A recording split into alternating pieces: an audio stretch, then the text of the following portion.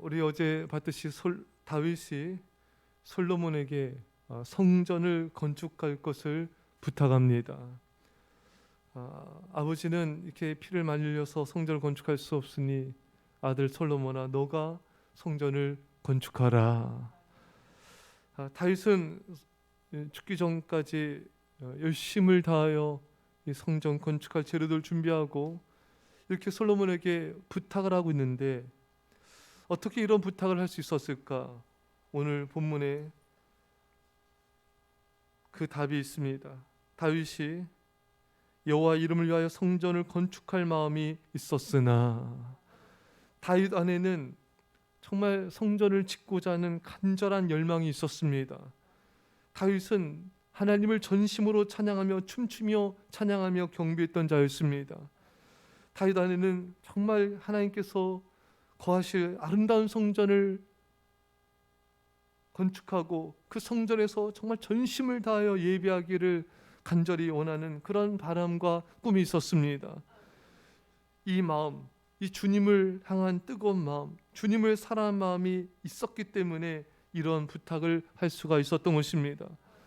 사랑하는 여러분, 주님을 위해 헌신하는 사람, 그리고 더욱 충성하고자 하는 마음을 가진 부모는 죽기 전에 그 사명을 자녀에게 부탁할 수가 있는 것입니다. 주님을 향한 마음이 없고 세상과 돈을, 물질을 사랑하는 부모는 죽을 때도 이런 말을 할 수가 없는 거예요.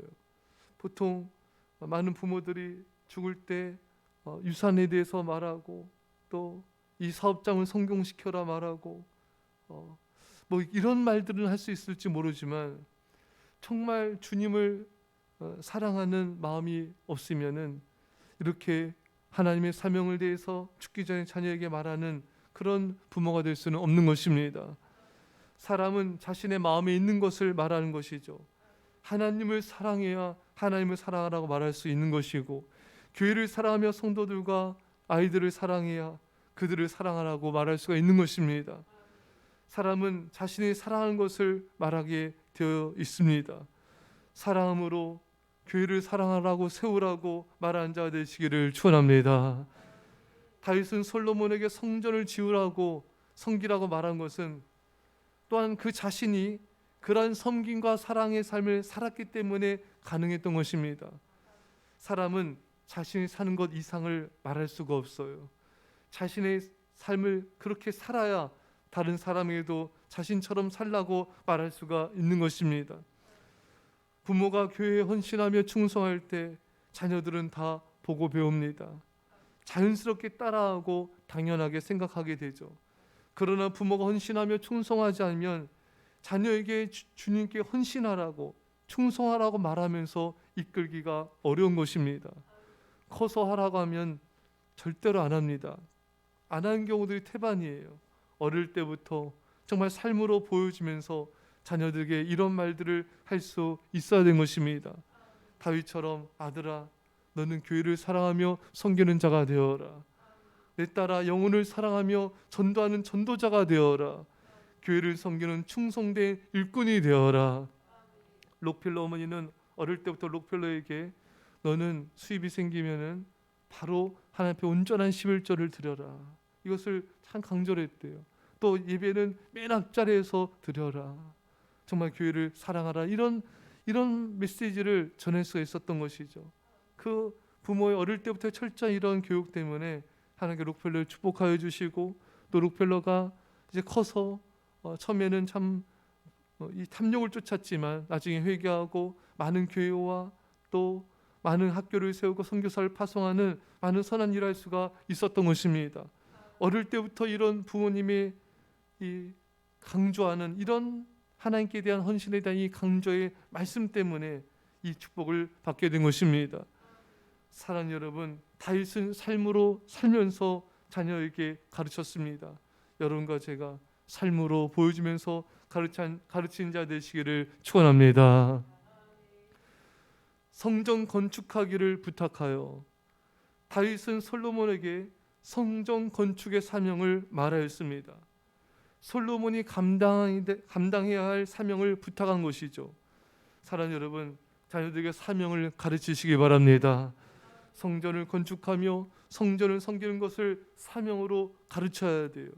요즘에 많은 부모들은 자녀들에게 공부하라, 학원 가라, 또 성적, 입시 등에 대해서 말하지만 정말 하나님의 사명을 가르치며 성전을 섬겨야 될 것을 말하는 부모가 매우 드뭅니다.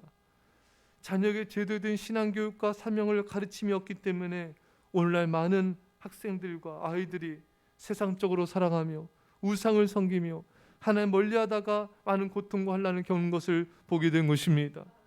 자녀가 하나님 앞에서 품어야 될 비전, 하나님 앞에서 이루어 나가야 될 사명을 갖도록 도와줘야 된 것입니다. 자녀들과 함께 늘 이 비전에 대해서 대화하고 나누셔야 됩니다.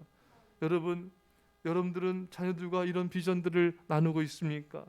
자녀들이 앞으로 주님 앞에서 붙잡고 나가야 될 사명에 대해서 말하고 있습니까? 부모 안에 하나님에 대한 비전이 뜨겁지 않으면은, 이 비전을 가지고 헌신하지 않으면은 자녀와 함께 이런 대화를 나누기가 어려운 것입니다. 잠언 말씀에 묵시가 없으면 방자히 행하느니라. 이 말씀은 비전이 없으면 망한다는 말씀입니다. 하나님의 꿈과 비전이 없는 자는 망하게 되는 것이죠. 여러분들의 자녀들이 하나님의 비전과 꿈을 갖도록 이끌어주지 않는다면 그 자녀는 망할 수밖에 없는 것입니다. 세상과 돈을 쫓게 되는 것이죠.